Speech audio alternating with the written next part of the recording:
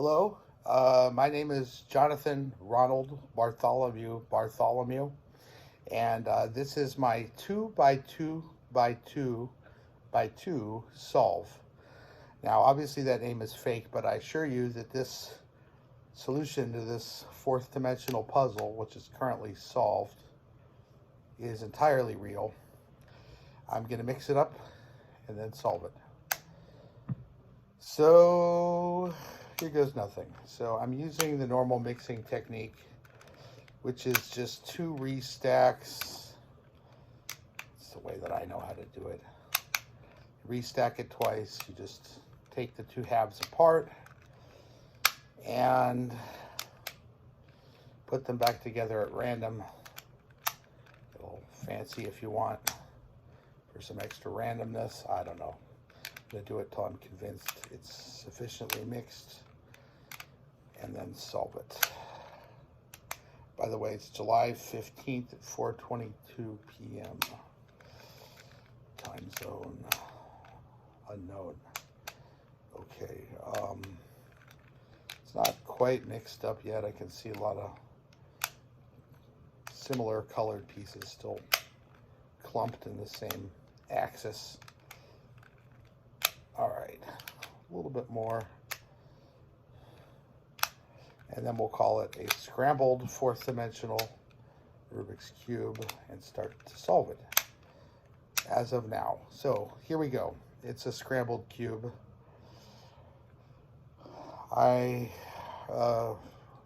This is my own solution. I got a little bit off the web.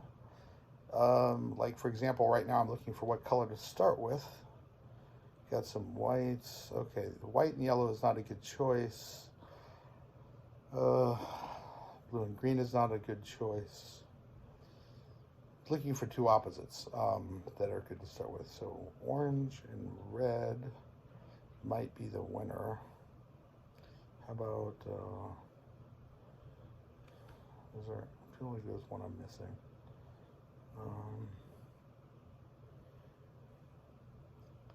Green and blue. Yeah. I don't want to spend too long on this, so I'm just going to pick orange and red. That's got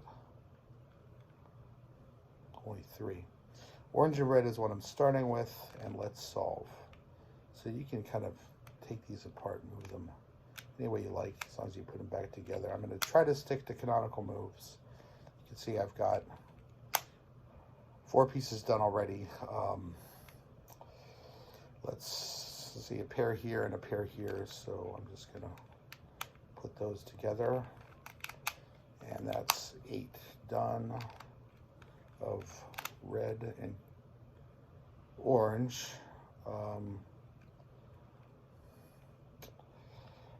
So yeah, I'm gonna hold these left and right just so they don't get messed up on my moves on the left-hand side, my left. I don't see anything, so let's just create a situation with one of these guys solved. Okay, we've got a pair, and okay, so that's 12 oranges and reds. And the remaining ones aren't doable because there's 3 of them are on the outside, so which is why we started with orange and red. There would have been more. What's next? Well, pick. We got them right here. So we're going to do a gyro move to place all the oranges and reds on the same axis, or not on the outside axis. So this is the standard gyro move. Okay, see what it did. Okay, I can see what happened. So let's just flip these around, get these back, and let's see what kind of luck we got. Well, I can tell you, we got bad luck. So they are all not on the outside here, but we can see I have two here, and these ones just aren't happy. So that means we get to do parity condition algorithm. I just have a really simple way of dealing with it, but it requires to have two opposite faces with no orange and green, no orange and red, I'm sorry. So to do that, I'm afraid we're going to have to do some algorithms. I have a really pathetic 2x2 algorithm. I know a much faster one on an actual 3D 2x2, but I don't really, it has all kinds of finger tricks, and I can't do it on this thing. So just have to bear with me on the 3D 2x2 algorithms. Sorry about that in advance. Hopefully it won't take up too much trouble.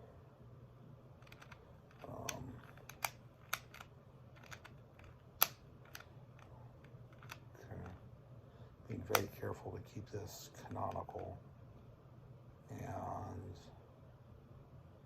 okay, I can see we're going to have to go ahead and just orient this all the way to get to what I want. All the way that we can, that is.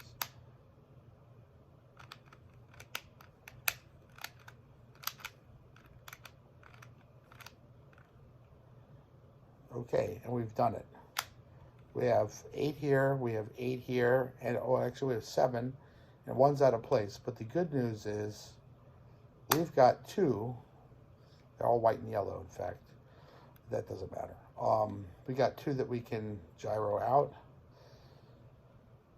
Where it's half of them are red, and this is my way of dealing with parity. Half of them are orange and red, and half of them are white and yellow as it happens, but that's not a requirement. Just half orange red and half not orange red. So doing another gyro move to accomplish that. It's really simple parity solution. I mean, it's not even a solution, it's just simply avoiding it. Just like, you want to give me parity, I will do something else. So I'm going to put those oranges and reds together. And then on the other side, not worrying about where the oranges and reds are going yet. We already have a face done, thankfully. And okay, so we've still got it sitting in this state, which isn't a surprise. We really didn't make any moves other than gyro move. So we're going to move these over here where we will have the freedom to do whatever we would like to this, and then we're just going to pair them back up. So that's just a simple way to deal with parity. It doesn't violate any canonical moves, and it's just really easy. Just, you know, parity, no thank you. Okay, so that being said, I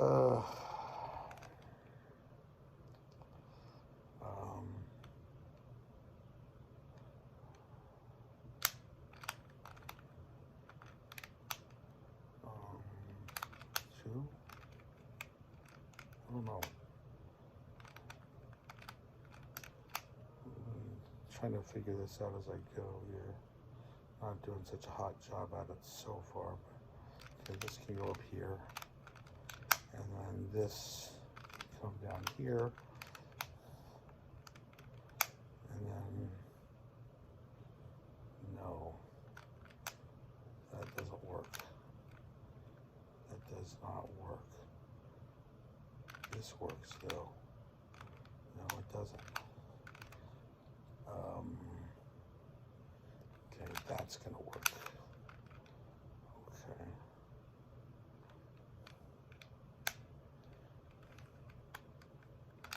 Okay. Okay. Yeah.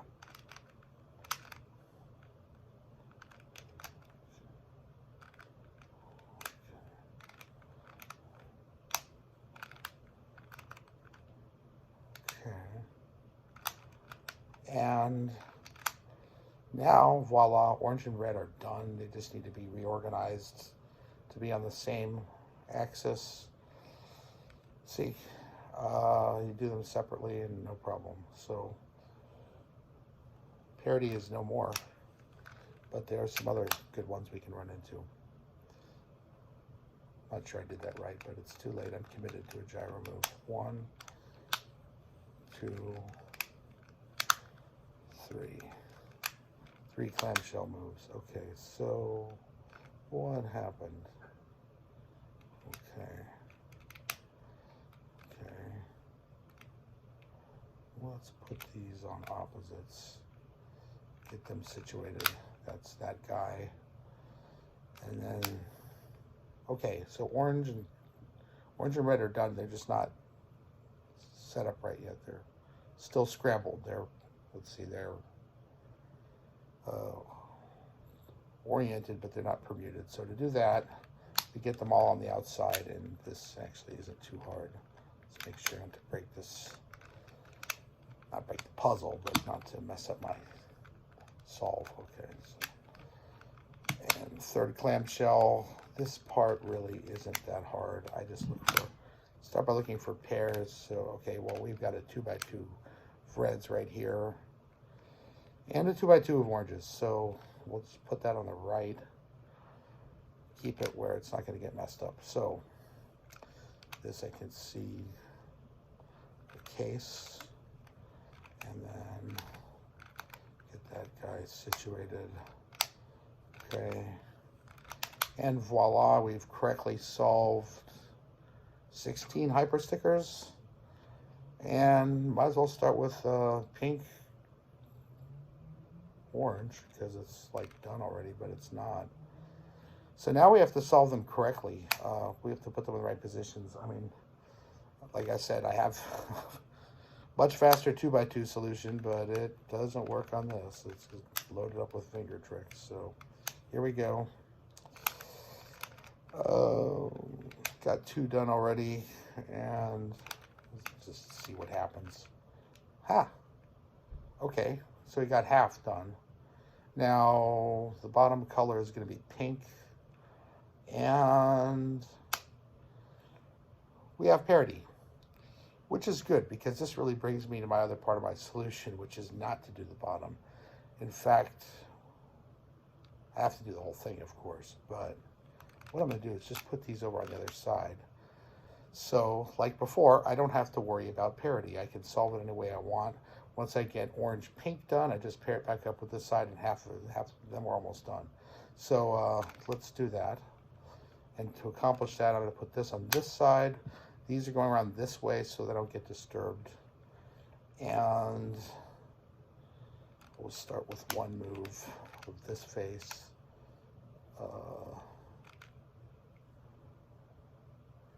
You know what? Okay. So this needs to go there, and there, and then there. Did that work? No, that did not work. Okay.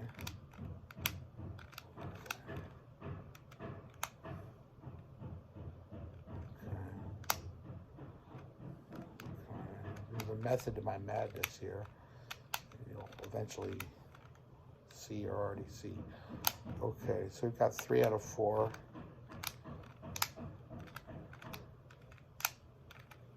Okay. So this last one has to go here. Put those together the way you want, but I'm trying to be as careful as possible to maintain canonical moves. I'm very liberal about moving these around, but the other moves, no, I pay attention. So, okay, now get this guy situated, and that's half of it done. Half of the hyper cubies are done, and the other half, we have 16 hyper stickers done, but they need to be permuted. So why don't we go ahead and permute them? Okay. So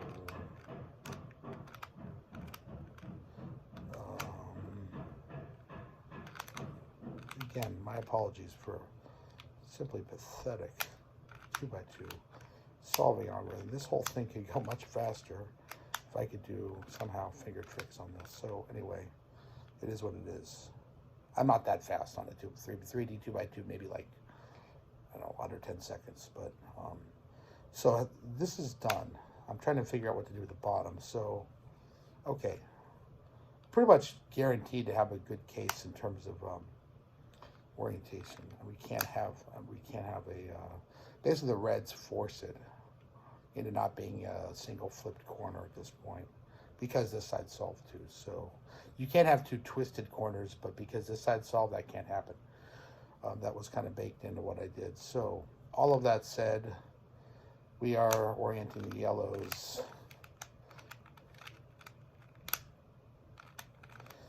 Hoping I don't screw this up. It's kind of a lengthy algorithm. Okay. Let's go ahead and get those set up. Okay, but we're going to have to disturb them because this guy is going where?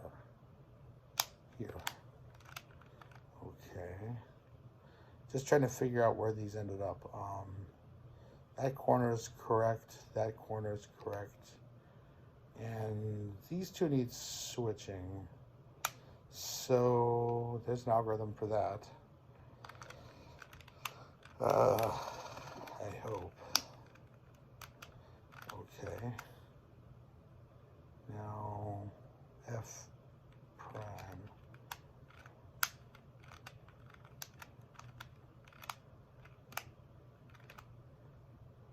Just did that way.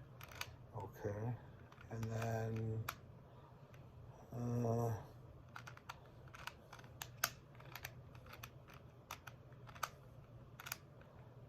okay. And now these pieces should be, now they should be placed correctly. This is correct. This is correct. This is correct. This is correct. Okay. So one last algorithm. Looks like we have to do it twice. Hoping I don't screw it up. If I do,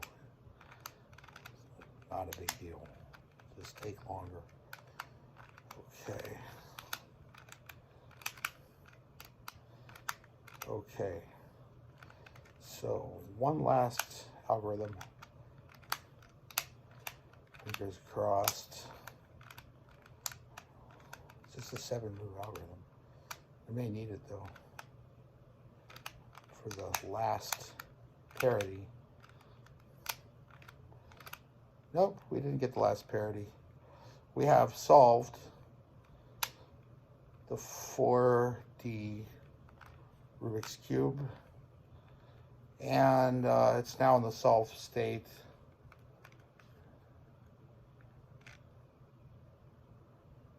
And that's it. Thanks.